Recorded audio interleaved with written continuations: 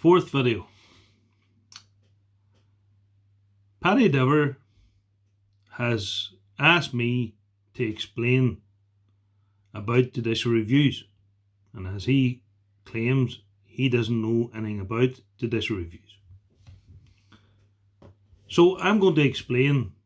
as best as I can and in an ordinary way, in lay terms, about judicial reviews. And I believe the best way to explain that is to explain the 2010 High Court action, which was a judicial review taken by the then Senator Pearse Doherty, a Sinn Féin member in the Oireachtas, who decided, along with his party, to challenge the Irish government in the public interest, to force the Irish government to do the right thing by holding the Donegal by-election as a result of Pat the Cope Gallagher getting elected to the European Parliament, which left Donegal with no TD for over 18 months. Now,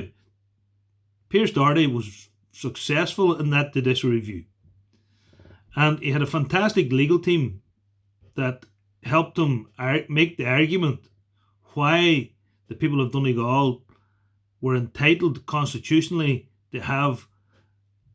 the third TD that they were entitled to as a result of the seat being vacated by Pat the Cope Gallagher's election to the European Parliament. So the big question that the public needs to ask today is, why has Pearse Doherty and other TDs not had the courage to take a judicial review against IS 465 and SI 25, which is, everyone knows, is the enhanced grant scheme that is unworkable and is based on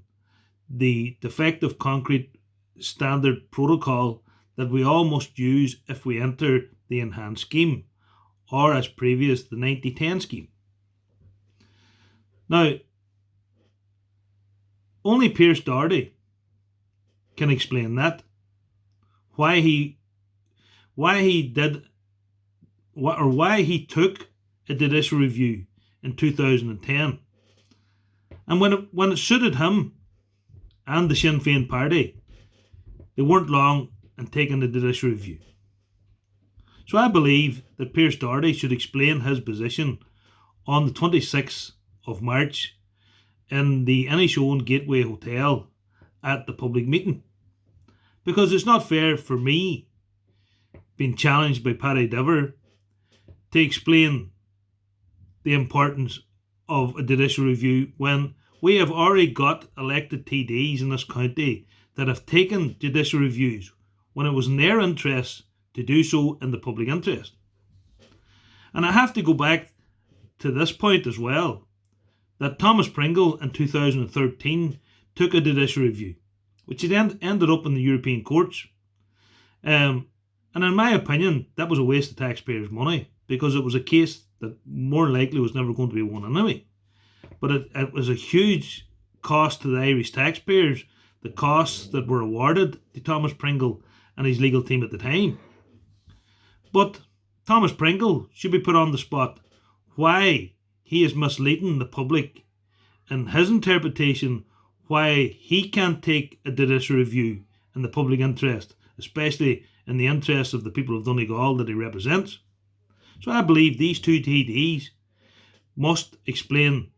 why they don't have the courage to take the very much judicial review that we are trying to put together to take in the interest of the people of Donegal.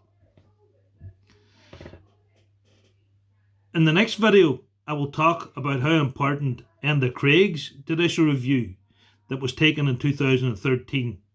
which eventually was dealt with by the EU Commission, and I will deal with that in the next video. Thank you for watching.